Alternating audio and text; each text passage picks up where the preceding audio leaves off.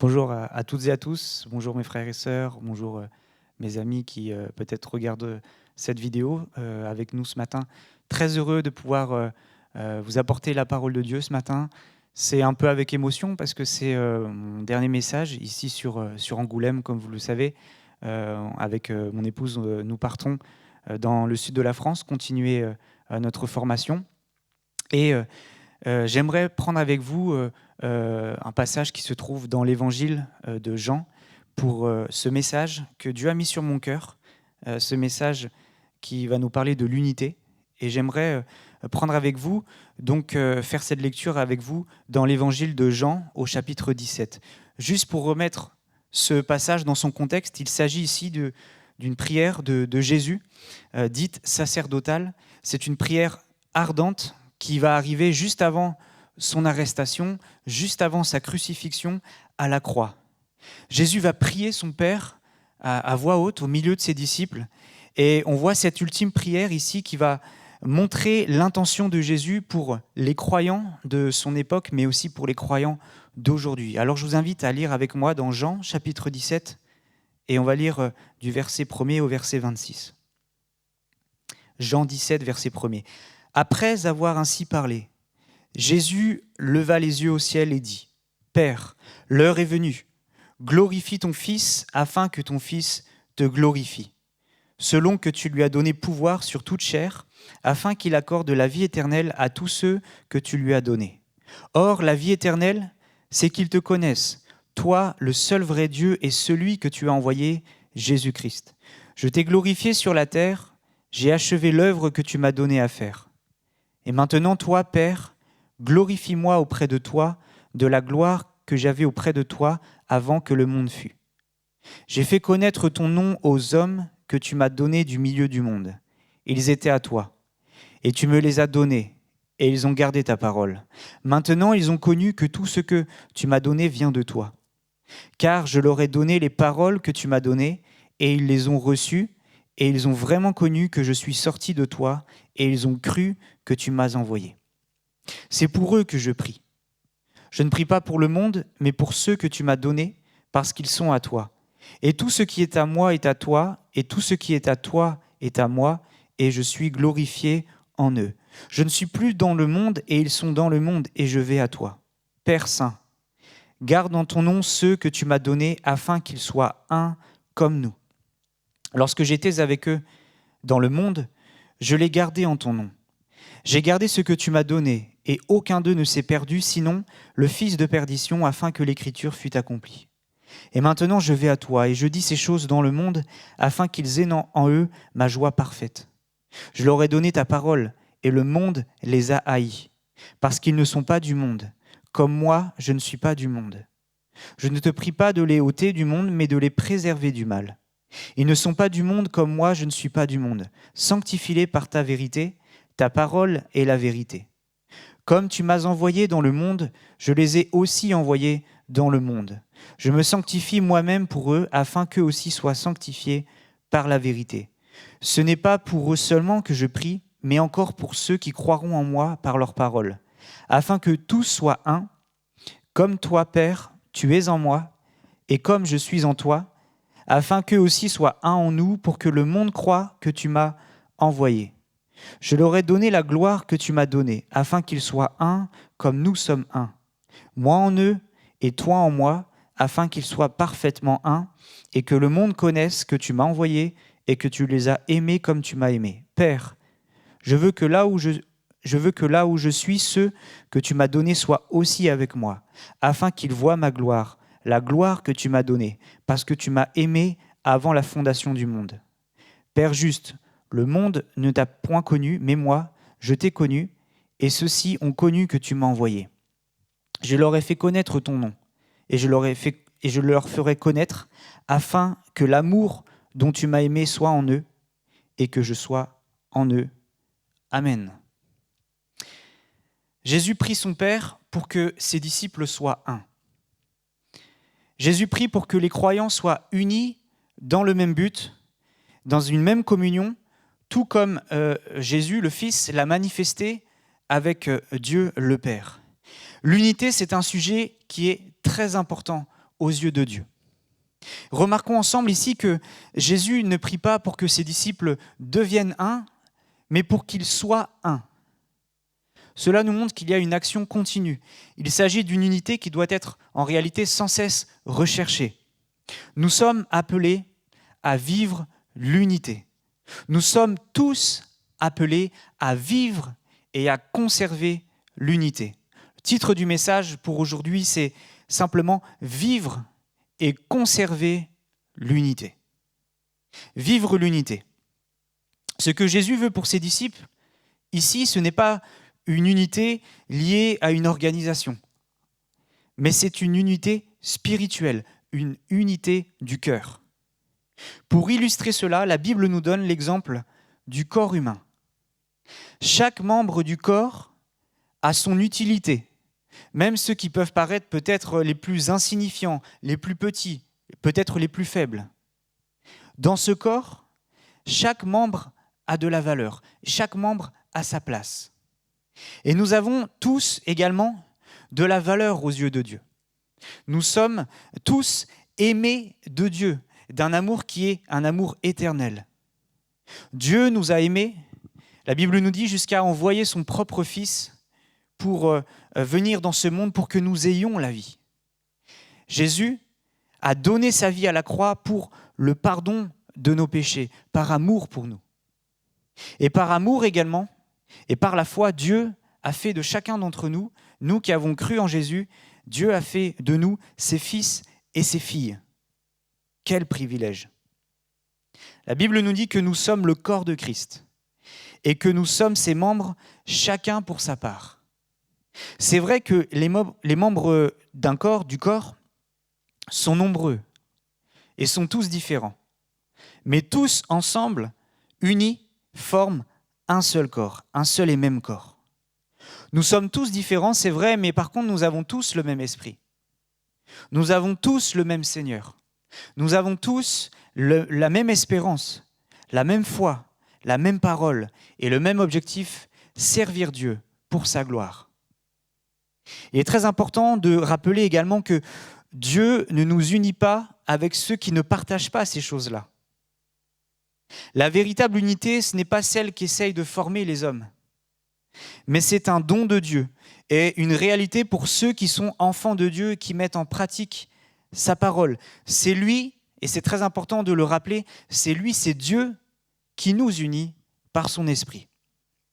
On l'a lu ensemble dans Jean chapitre 17, les versets 20 et 21. « Ce n'est pas pour eux seulement que je prie, mais encore pour ceux qui croiront en moi par leur parole, afin que tous soient un, comme toi, Père, tu es en moi, et comme je suis en toi, afin qu'eux aussi soient un en nous, pour que le monde croie que tu m'as envoyé. » Pour être uni à Jésus-Christ, je dois mettre Jésus au centre de ma vie. Jésus doit être le Seigneur de ma vie, le roi de mon cœur.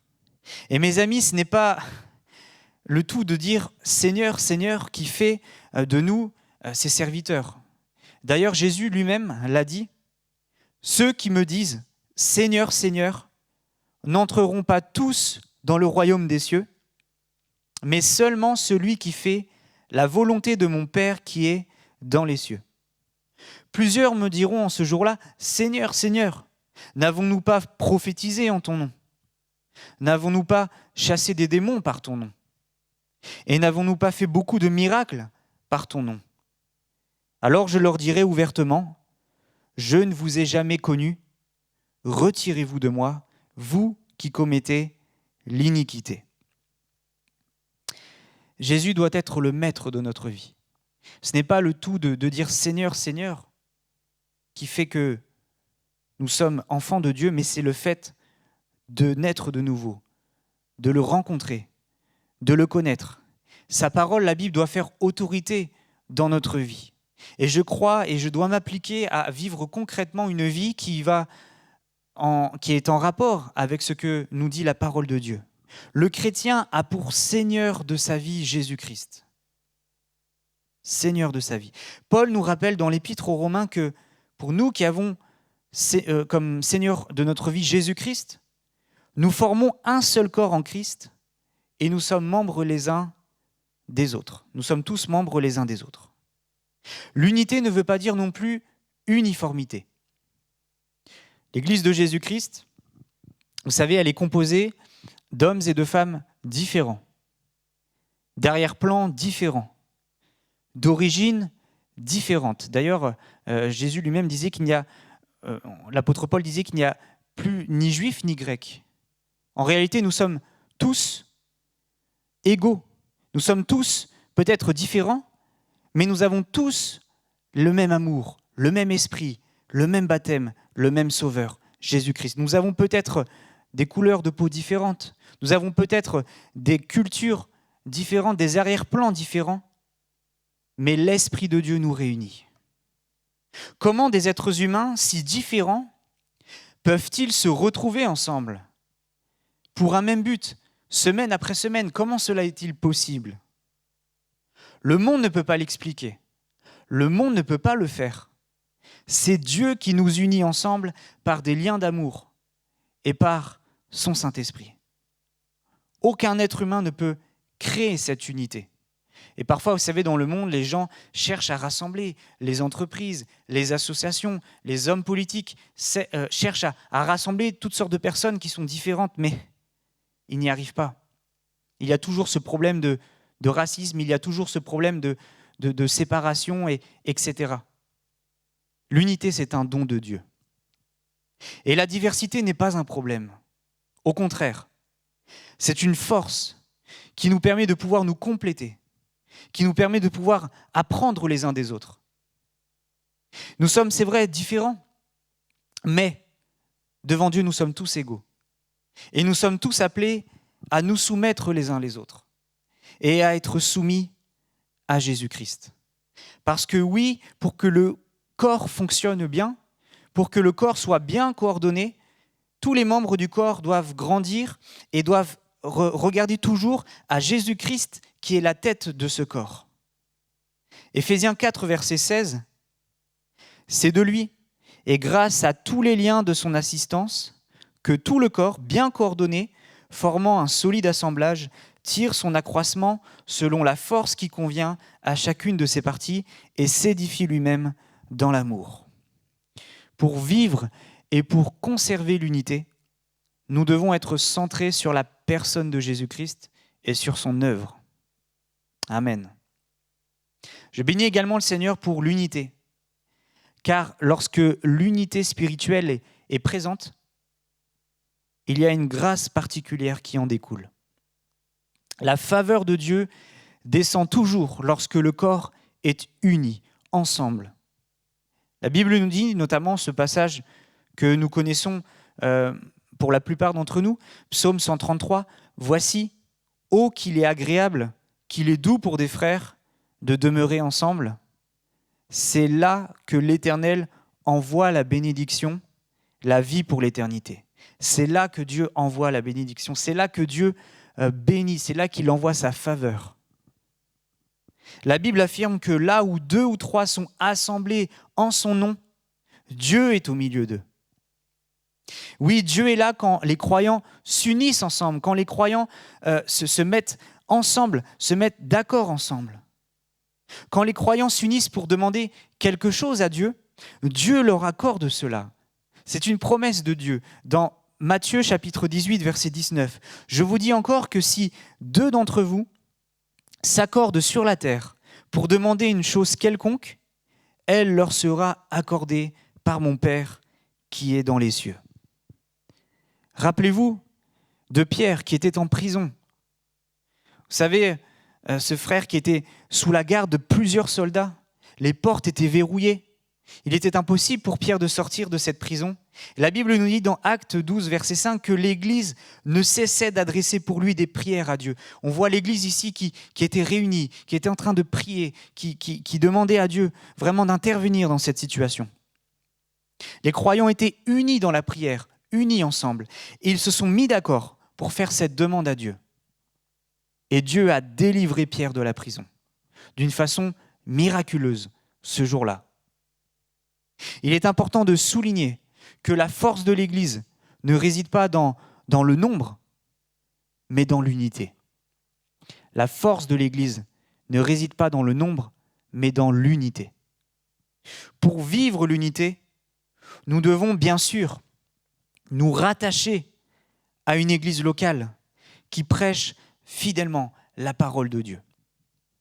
La vie chrétienne ne se limite pas à un engagement envers Christ, mais elle comprend aussi un engagement envers les autres membres de la famille, envers les autres chrétiens. Ce n'est pas dans la volonté de Dieu qu'un croyant demeure seul de son côté, sauf bien évidemment peut-être en cas de force majeure, avec cette impossibilité de pouvoir se réunir. L'Église est un corps, et nous ne pouvons pas dire que nous appartenons à Jésus, qui est la tête, tout en restant détachés du reste du corps. Ce n'est pas possible. Si un membre est coupé du corps, il finit toujours par se dessécher, par mourir. C'est pourquoi l'un des premiers signes d'un déclin spirituel, selon moi, c'est de ne plus venir participer à la communion fraternelle. C'est de ne plus avoir à cœur de se retrouver avec les frères et sœurs. C'est vrai que nous sommes aujourd'hui dans une situation particulière par rapport à tout ce qui se passe, par rapport au virus, etc. Mais quand la situation sera revenue à la normale, entre guillemets, quand nous pourrons nous réunir à nouveau, que nous puissions avoir à cœur de revenir et de vivre l'unité. Mes frères et sœurs, ne nous coupons pas de la communion fraternelle, sauf peut-être, c'est vrai, en cas de force majeure, mais que nous puissions nous rattacher au corps. Nous sommes sauvés pour appartenir à la famille de Dieu, pour appartenir au troupeau, pour appartenir au corps de Christ. Et peut-être quelqu'un, ce matin ou durant cette journée, se trouve derrière cette vidéo et n'est pas attaché à une église en particulier. J'aimerais dire à cette personne qu'il faut se rattacher au corps. Il faut être au bénéfice de cette unité, de ce corps. Nous faisons partie de la même famille. Nous sommes appelés à être fidèles dans l'église locale dans laquelle Dieu nous a conduits. On n'est pas appelé à être non plus des chrétiens papillons. Vous savez, parfois on en trouve des chrétiens papillons qui vont d'une assemblée à l'autre, qui vont dans l'église qui les arrange pour un certain temps, et puis après, quand ils ne sont plus contents, hop, ils vont dans une autre église.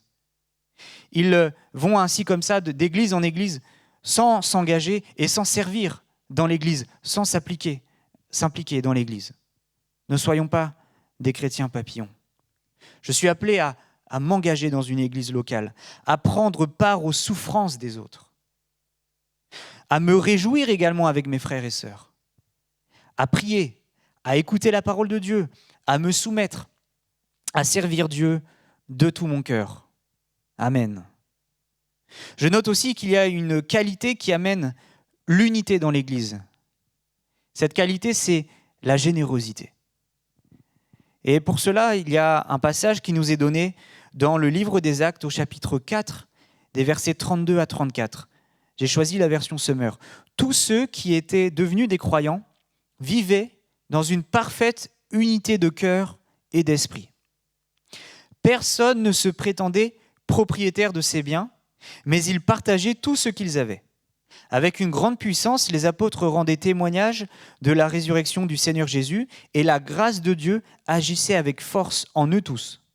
Aucun d'eux n'était dans le besoin, car ceux qui possédaient des champs ou des maisons les vendaient, apportaient le produit de la vente. Alors il est vrai que cette mise en commun des biens n'apparaît ici que dans ce passage, que dans les premiers temps de l'Église.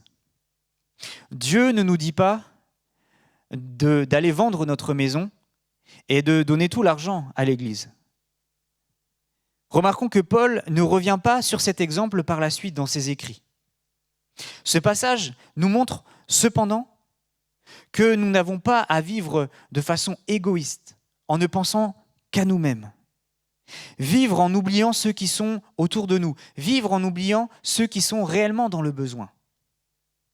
Dieu nous montre à plusieurs reprises dans sa parole l'importance de donner une partie de ce que nous avons pour son œuvre, pour son Église, pour les frères et sœurs, pour ceux qui sont également dans le besoin.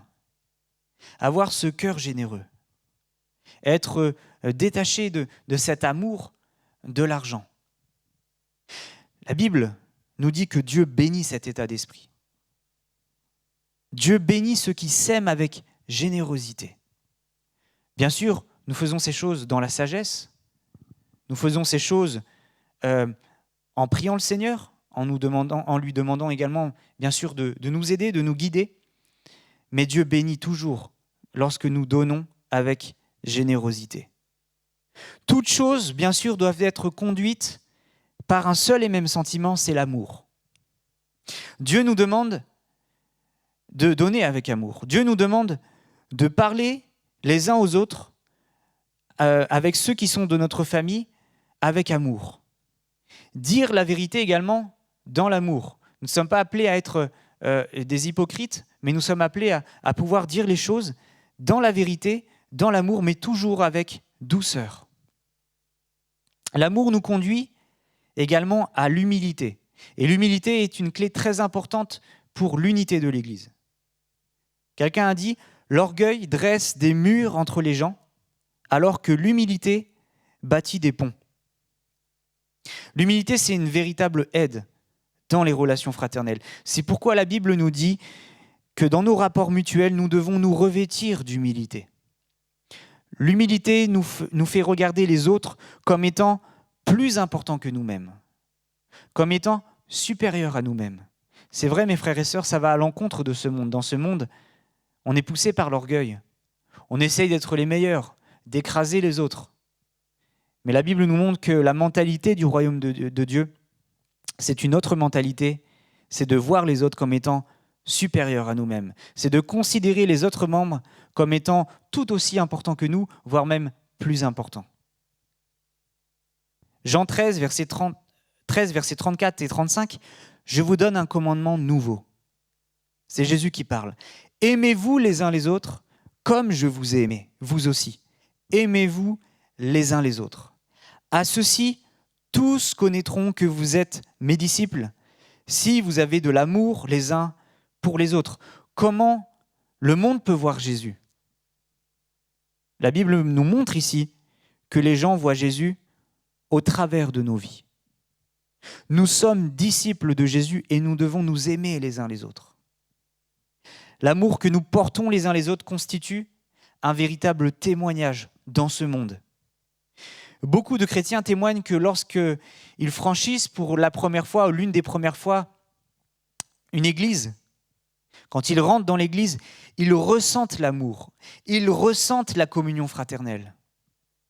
Ils ressentent quelque chose qu'ils ne ressentent pas forcément ailleurs. Des hommes et des femmes, vous savez, de tout âge, de tout milieu, de toute génération, qui s'aiment et qui se réunissent ensemble pour louer le Seigneur, pour adorer Dieu, et qui prennent plaisir et qui sont dans la joie lorsqu'ils se réunissent. 1 Jean 4, versets 7 et 8, « Bien-aimés, aimons-nous les uns les autres, car l'amour est de Dieu, et quiconque aime est né de Dieu et connaît Dieu. Celui qui n'aime pas n'a pas connu Dieu, car Dieu est amour. » Romains 12, verset 10, « Par amour fraternel, soyez pleins d'affection les uns pour les autres. Par honneur, usez de prévenance réciproque. Mes frères et sœurs, vivons l'unité. Recherchons l'unité. Vivons l'amour. De nombreuses bénédictions découlent lorsque l'Église est unie, lorsqu'il y a une communion les uns avec les autres, lorsque l'amour est là. Dieu bénit. Amen. Vivre et conserver l'unité. C'est mon deuxième point et mon dernier point de ce message. Conserver l'unité. L'unité, vous savez, n'est jamais quelque chose de complètement acquise. Regardez ce que Paul écrit à l'église des Éphésiens. Éphésiens 4, versets 1 à 3. « Je vous exhorte donc, moi, le prisonnier dans le Seigneur, à marcher d'une manière digne de la vocation qui vous a été adressée, en toute humilité et douceur, avec patience, vous supportant les uns les autres avec amour, vous efforçant de conserver l'unité de l'esprit par le lien de la paix, vous efforçant. Nous voyons aussi qu'il y a un effort à réaliser pour conserver l'unité. Et c'est le rôle de chacun de garder et de préserver l'unité. C'est vrai qu'il est plus facile de détruire que de construire. Chacun d'entre nous, nous devons veiller à ne pas détruire l'unité. Comme tous les parents, notre Père céleste, aime voir ses enfants s'entendre entre eux. Et Dieu ne veut pas de division. Dieu ne veut pas qu'il y ait au sein de son assemblée, au sein de sa famille, de la critique, de la médisance, de la calomnie et toutes sortes de sentiments négatifs à l'égard des autres. Vous savez, c'est tellement répandu dans le monde que parfois, ça peut venir aussi dans l'Église. Ça, c'est l'œuvre du diable qui cherche sans cesse à diviser, à séparer, à mettre des murs entre les hommes. Le diable cherche à casser l'unité parce qu'il sait que l'unité est une force. La Bible nous invite à ne pas pratiquer ces choses. Mais également, et j'aimerais que nous puissions être attentifs à cela, à ne pas nous mêler avec ceux qui le pratiquent. Proverbe 20, verset 19, « Celui qui répand la calomnie dévoile les secrets. Ne te mêle pas avec celui qui ouvre ses lèvres. » Ne soyons pas des personnes, premièrement, c'est vrai, qui apportent des choses mauvaises. La critique, qui amène la médisance. Mais ne soyons pas non plus, mes frères et sœurs, des personnes qui écoutent ceux qui critiquent, ceux qui calomnient, ceux qui parlent dans le dos des autres. Ne faisons pas partie de ces gens-là, car nous faisons également l'œuvre de l'ennemi lorsque nous sommes avec ces personnes et lorsque nous écoutons ces choses-là.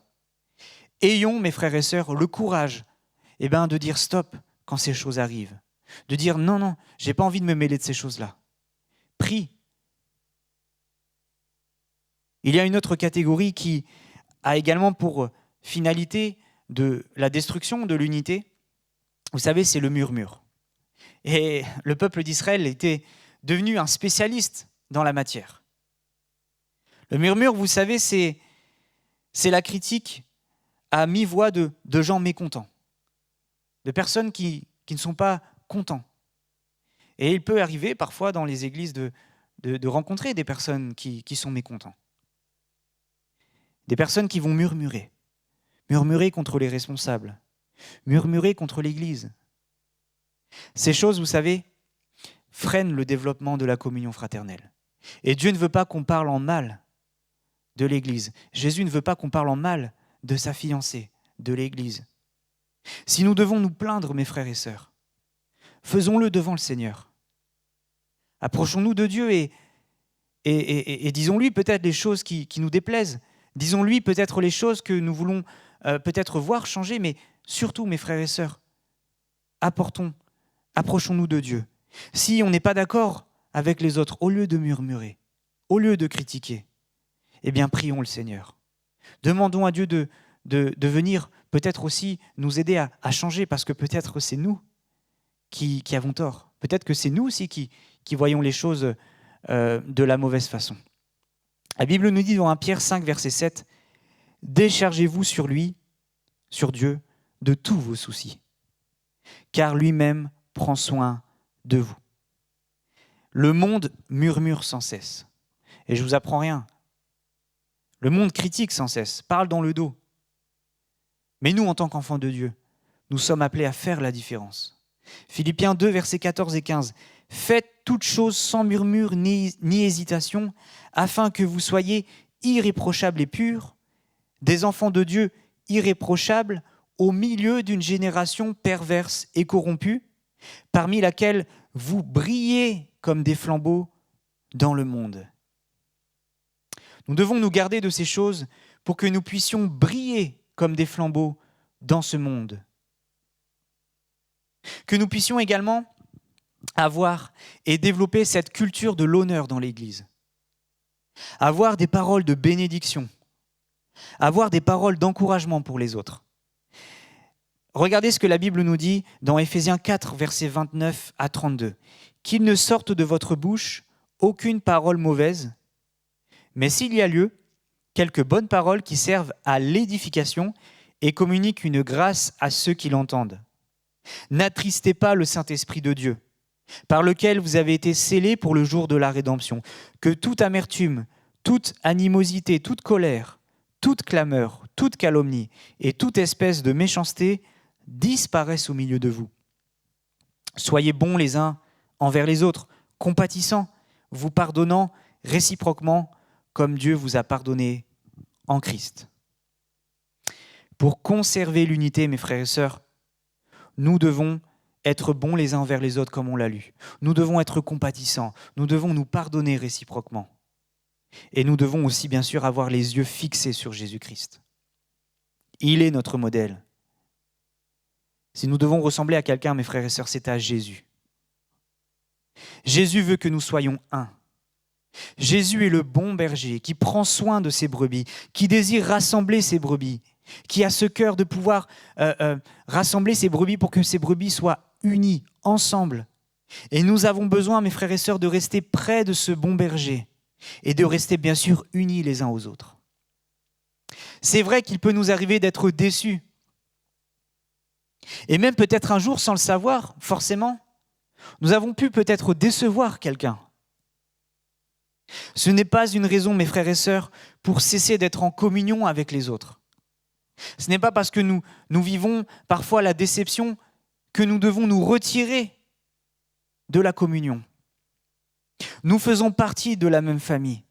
Et Dieu nous dit qu'en toute humilité et douceur, avec patience, que nous devons nous supporter les uns les autres avec amour. C'est vrai que l'Église n'est pas parfaite. Pourquoi elle n'est pas parfaite, l'Église ?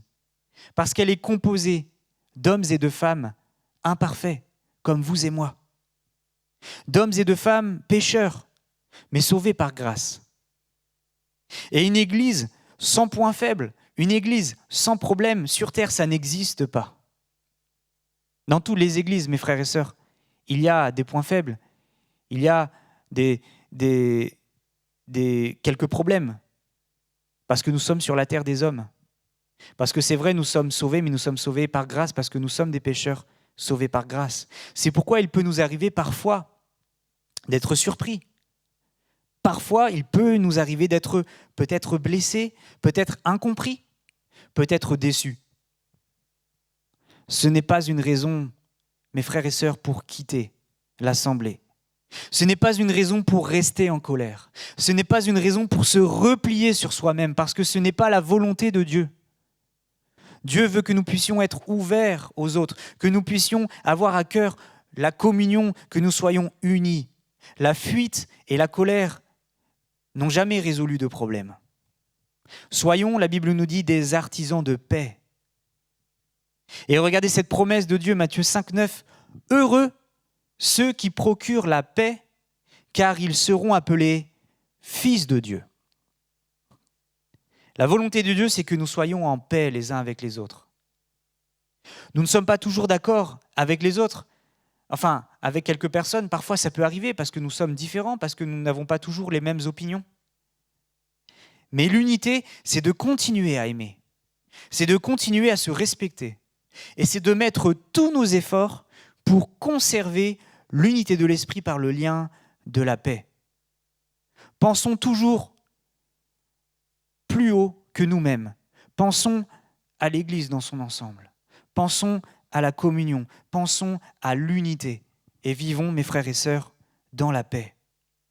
Nous avons besoin d'être unis également dans ce monde qui est de plus en plus hostile à Dieu. Savez-vous que la vie chrétienne n'est pas facile ? Et peut-être quelqu'un qui a donné sa vie au Seigneur Jésus il n'y a pas si longtemps que cela a peut-être des questions et se dit comment va être la vie chrétienne ? Laissez-moi vous dire que la vie chrétienne n'est pas facile, n'est pas évidente.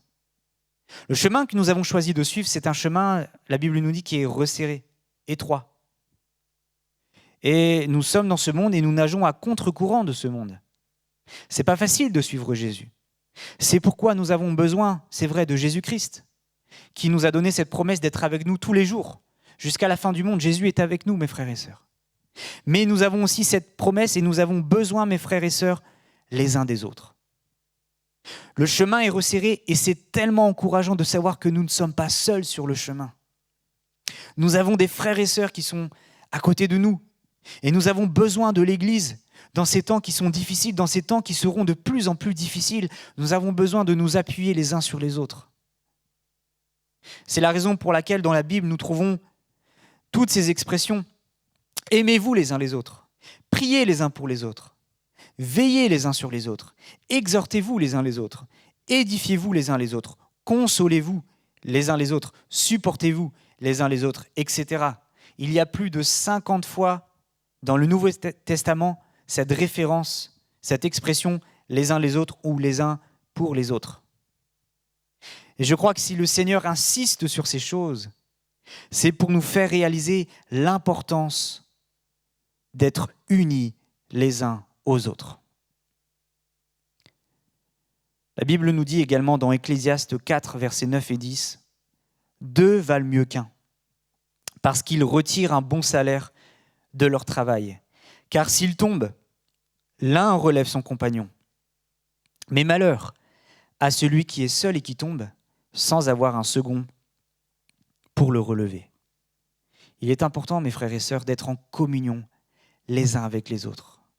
Il est important, parce que les temps sont difficiles et seront de plus en plus difficiles, il est important de rester unis. La communion avec les frères et sœurs est tellement importante. Nous prenons soin les uns des autres, et quand nous prenons soin les uns des autres, Dieu bénit, Dieu accorde sa faveur.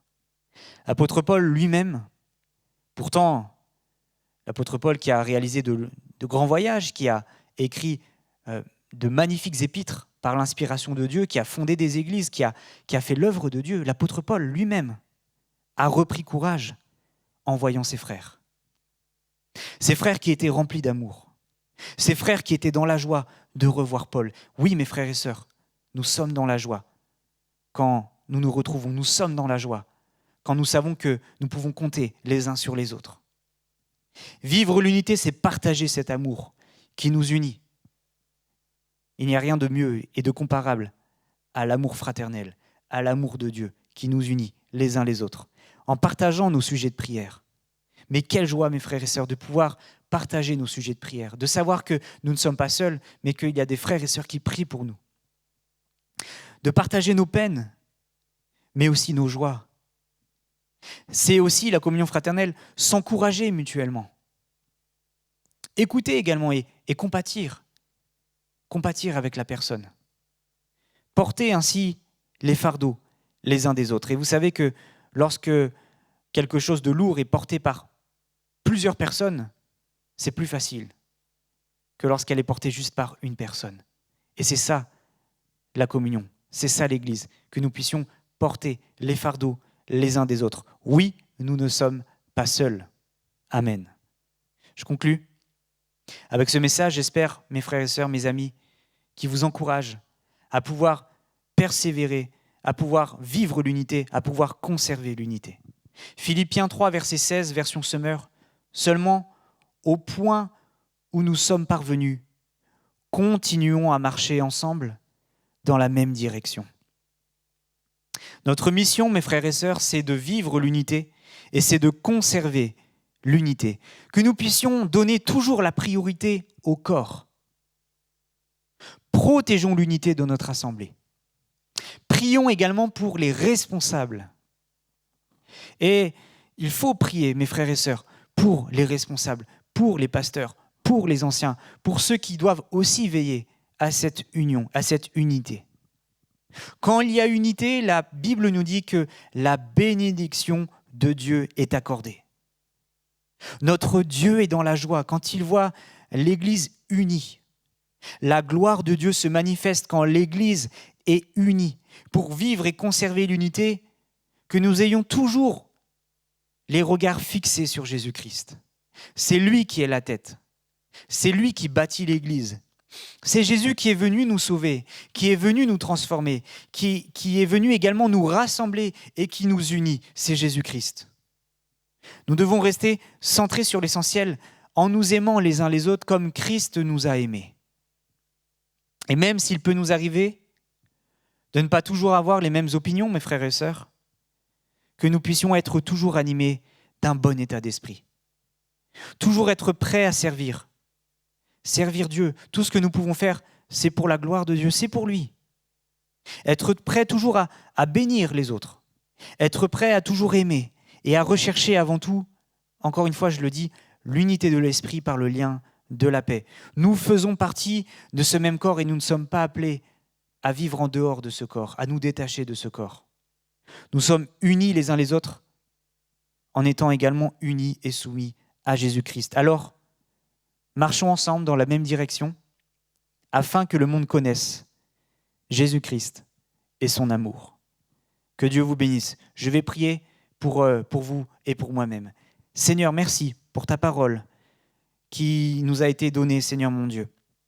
Je veux te remercier parce que ta parole est la vérité. Merci pour, Seigneur mon Dieu, cette prière de Jésus qui veut que nous soyons un, comme toi, Père, tu es un avec ton Fils Jésus-Christ. Merci mon Dieu pour l'unité. Seigneur, je veux te prier pour que chacun d'entre nous qui avons écouté ce message, nous puissions vivre et rechercher et conserver l'unité. Merci mon Dieu parce que tu n'as pas voulu que nous soyons des croyants seuls de notre côté, mais tu as toujours voulu nous rassembler. Alors Seigneur mon Dieu, je veux te prier que nous puissions toujours avoir à cœur d'être unis avec les autres. C'est vrai que les temps sont difficiles et ce sera de plus en plus difficile. C'est pourquoi nous avons plus que besoin, Seigneur, de réaliser l'importance de la communion fraternelle, de réaliser l'importance d'être unis, rassemblés dans ton Église. Merci mon Dieu parce que, Seigneur, nous pouvons compter les uns sur les autres. Merci mon Dieu parce qu'il y a l'amour qui règne, ton amour, celui qui vient de toi, Seigneur mon Dieu. Merci pour le Saint-Esprit également qui nous unit. Seigneur, je veux te remercier parce que tu nous as sauvés, tu nous as donné la vie éternelle, mais tu nous as aussi rassemblés et tu nous as unis. Alors Seigneur, merci pour cette unité. Merci parce que mon Dieu, là où il y a unité, là où il y a rassemblement, Seigneur, tu envoies ta bénédiction. Alors merci pour cela. Je veux te prier pour mes frères et sœurs qui sont, Seigneur, derrière cette vidéo. Peut-être qu'il y en a, Seigneur, qui ne peuvent plus ou qui ne peuvent pas actuellement, Seigneur, se joindre à une assemblée. Seigneur, je te prie de les bénir également, Seigneur. Merci, Seigneur mon Dieu, de les fortifier. Et Seigneur, lorsque nous pourrons à nouveau nous réunir tous ensemble, que nous puissions avoir à cœur de le faire et de le faire avec joie. Oui, Seigneur mon Dieu, merci pour l'Église. Merci, Seigneur mon Dieu, parce que tu reviens bientôt chercher ton Église. Que nous soyons prêts également pour ce moment-là. Que ton nom soit béni, Seigneur Jésus. Amen. Voilà, je vous souhaite à tous une bonne fin de journée, une bonne semaine selon l'heure à laquelle vous regardez cette vidéo. Que Dieu vous bénisse et continuez, bien sûr, à rechercher le Seigneur de tout votre cœur. Que Dieu vous bénisse, mes frères et sœurs.